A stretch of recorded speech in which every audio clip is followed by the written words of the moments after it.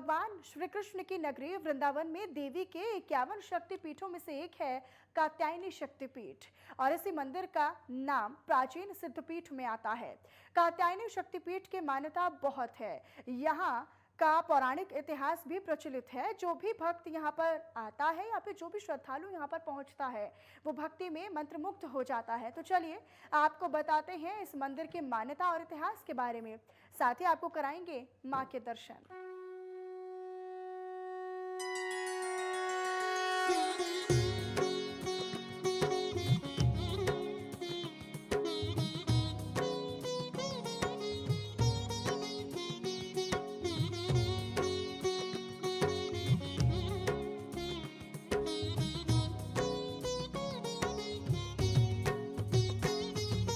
कात्यायनी माता, जय कात्यायनी माता,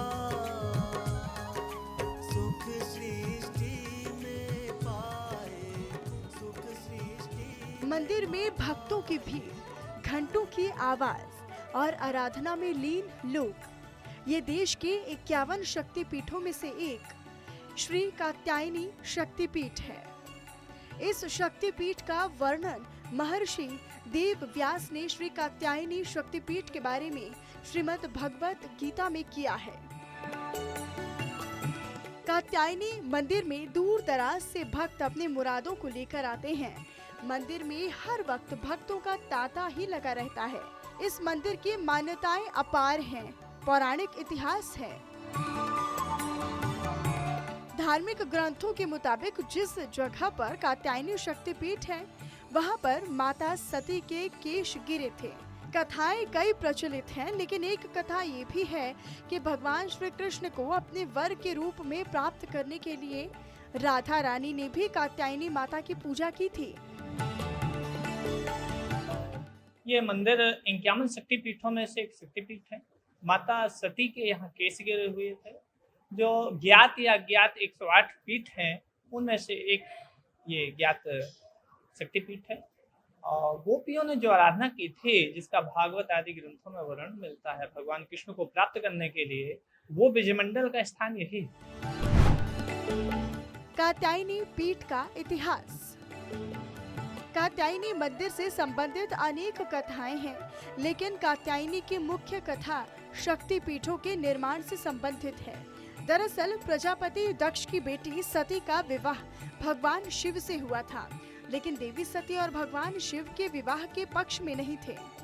एक बार दक्ष ने एक बड़े यज्ञ का आयोजन किया, लेकिन सती और भगवान शिव को आमंत्रित नहीं किया। बिन बुलाए सती यज्ञ स्थल पर पहुंच गईं, जहां राजा दक्ष ने सती के साथ साथ शिव का भी अपमान किया। सती इस अपमान को सहन नहीं कर पाई। देवी सती ने हवन में ही अपनी आहुति दे दी। जब भगवान शिव उनके जले हुए शरीर को लेकर ब्रह्मांड के चारों ओर घूमकर तांडव कर रहे थे, तो भगवान विष्णु ने उन्हें शांत कराने के लिए अपने सुदर्शन चक्र का उपयोग करके शरीर को 51 भागों में विभाजित किया। उनके 51 अंगों में से सती के बालों के छल्ले यहाँ पर गिरे। यहाँ सती को उमा और भगवान शिव को भूतेश कहा जाता है। वृंदावन में कात्यायनी शक्तिपीठ सदियों तक अज्ञात रहा। स्थान बहुत पुराना था, लेकिन अज्ञात था। स्वामी केशवानंद ने मां की स्थापना की। स्वामी केशवानंद का जन्म धर्मनिष्ठ और धर्मपरायण ब्राह्मण माता पिता के यहाँ हुआ था। स्वामी केशवानंद ने अध्यात्म की तलाश में कम उम्र में ही घर छोड़ दिया था और उनकी यात्रा सबसे पहले उन्हें वाराणसी ले गई। यहीं वो संतों के ब्रह्मचारी आदेश बने और यहाँ वो 2 साल तक रहे और उसके बाद विंध्याचल चले गए। विंध्याचल से एक साधु ने उन्हें वाराणसी लौटने की सूचना दी। उन्होंने महान श्यामाचरण लाहिड़ी महाशय से दीक्षा लेने का सुझाव दिया और स्वामी केशवानंद ने लाहिड़ी महाशय द्वारा क्रिया योग के क्रम में दीक्षा प्राप्त की। लाहिड़ी महाशय ने केशवानंद जी को हिमालय के अन्य महान आचार्यों से मिलने के लिए कहा। स्वामी केशवानंद ने आध्यात्मिकता के अपने मिशन में 33 साल पहाड़ों में बिताए और उन्होंने कई ऋषियों और तपस्वियों से मार्गदर्शन लिए। इसी दौरान उन्होंने शक्तिपीठ को पहचान लिया जहां सती माता के बाल वास्तव में गिरे थे। स्वामी केशवानंद वृंदावन आए और आध्यात्मिक यमुना नदी के तट पर रहने लगे। तब उन्होंने शीघ्र ही क्षेत्र की पहचान की और उसके आसपास की जमीन का अधिग्रहण कर लिया। स्वामी केशवानंद ने 1923 में एक मंदिर का निर्माण किया और मां कात्यायनी की एक मूर्ति स्थापित की।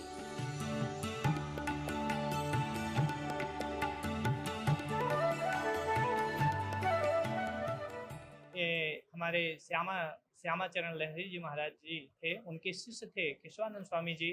इन्होंने ही मैया की स्थापना की। स्थान तो बहुत पुराना है, शक्तिपीठ है, पर मंदिर का जो निशान मात्र था पहले। फिर महाराज जी ने ही पंचदेवों का विग्रह और भगवती कात्यायनी की स्थापना करवाई।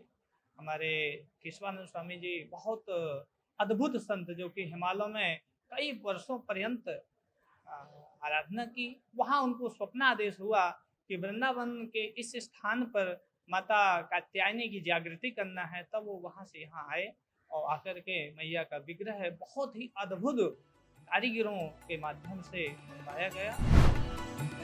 कात्यायनी शक्तिपीठ वृंदावन का महत्व। कात्यायनी शक्तिपीठ वृंदावन का एक शक्तिपीठ है जो कि ईश्वरीय हस्तक्षेप से ध्यान आकर्षित करती है। वृंदावन की गोपियों ने मां कात्यायनी की पूजा की। गोपियों की शक्ति से मां कात्यायनी प्रसन्न हुई और गोपियों को सबसे बड़ी भक्त का आशीर्वाद दिया।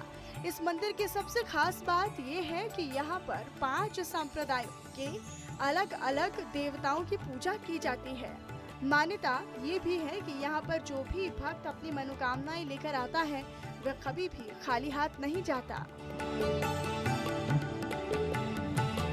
तो पूरा वृंदावन धाम ही एक सिद्ध है, उसमें से फिर भी ये शक्तिपीठ है भगवती की, यहाँ अद्भुत, और महाराज जी की तपस्स्थली है। तो उनकी तपस्या का ये प्रभाव है कि यहाँ पर मैया की कृपा है कि हर आदमी के जो जिस कामना से, धर्म अर्थ काम मोक्ष, जो आदमी जिस भावना से यहाँ आता है उस भावना से उनकी श्रद्धा पूरी होती है।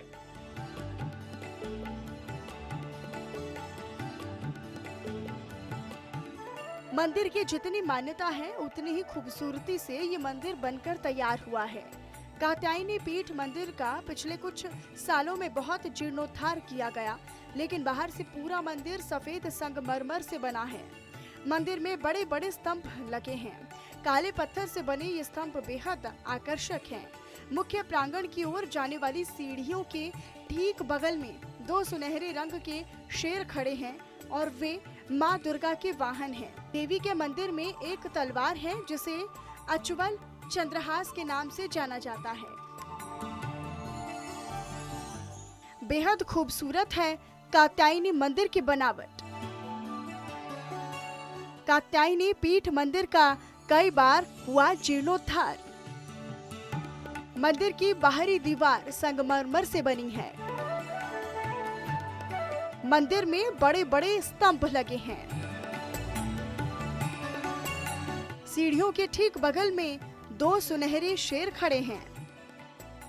देवी कात्यायनी की अष्टधातु की मूर्ति को वाराणसी, बंगाल आदि के आध्यात्मिक विद्वानों या फिर पंडितों द्वारा सनातन धर्म संस्कार के प्रदर्शन के बाद रखा गया था और देवी कात्यायनी के साथ स्थापित अन्य मूर्तियां हैं। भगवान शिव, भगवान लक्ष्मी नारायण, भगवान गणेश, भगवान सूर्य, इन 5 मुख्य देवताओं के साथ साथ जगत धात्री देवी भी यहाँ पूजी जाती हैं।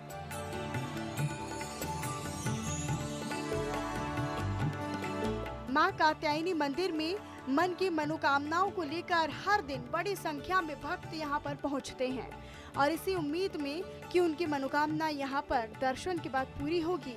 माँ भी भक्तों को कभी निराश नहीं करती। माँ के दर्शन मात्र से ही मन की मुराद पूरी हो जाती है। Bureau report, network 10।